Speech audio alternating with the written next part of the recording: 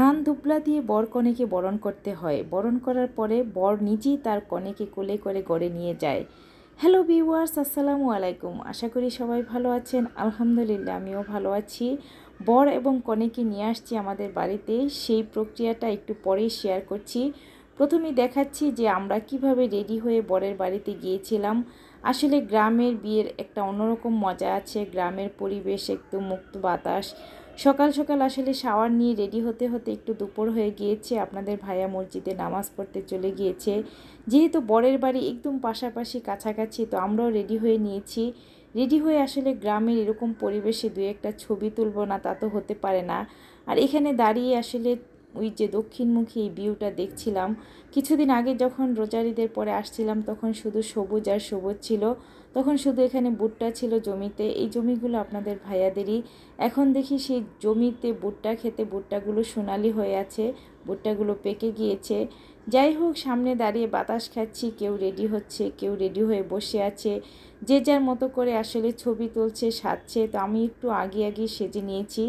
সেজেগুজে আসলে ওয়েট করছি, সবাই যখন একসঙ্গে রেডি হবে তখন যাব।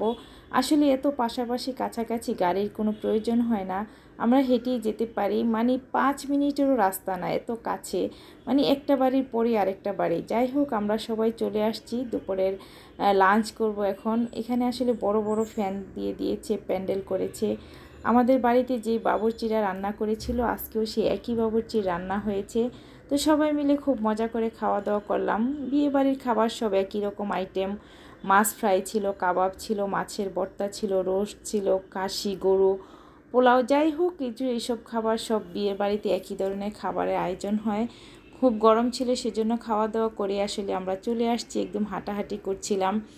একদম বরের বাড়িতে দেখেন কি সুন্দর গাছে একদম কাগজি লেবু ধরে আছে। লেবুগুলো দেখে এত ভালো লাগছিল। অবশ্য আমাদেরকে অনেকগুলো লেবু পেড়ে দিয়েছিল, আমরা নিয়ে আসছিলাম। আর গাছে অনেক কাঁঠাল। আমি একটু মজা করে দেখছিলাম কাঁঠালগুলো পেকেছে নাকি। আমরা যেহেতু উঠানে দাঁড়িয়ে দাঁড়িয়ে লেবুগুলো দেখছিলাম। এরা আমার শাশুড়ির আবার আগে থেকে আসলে আত্মীয় হয়, রিলেটিভ। তো এরা আমাদের সাথে অনেক আগে থেকে খুব ভালো সম্পর্ক। তো এরা আমাদের যখন দেখছি যে লেবু গাছের চারপাশে দেখছিলাম, সেজন্য আমাদেরকে লেবু পেড়ে দিয়েছে। যাই হোক, বর কনে ফটো সেশন করতে করতে প্রায় সন্ধ্যা হয়ে গিয়েছে। তারা গাড়ি নিয়ে এসে অনেক দূরে গিয়েছিল, অনেক ছবি তুলেছে, মজা করেছে। তারপর তারা সন্ধ্যা করে বাড়ি ফিরেছে। এখন তাদেরকে বরণ করার পালা। এই সিস্টেম বা এই নিয়ম কার কার এলাকায় আছে? আমাকে এভাবে বধূবরণ করে নিয়েছিল।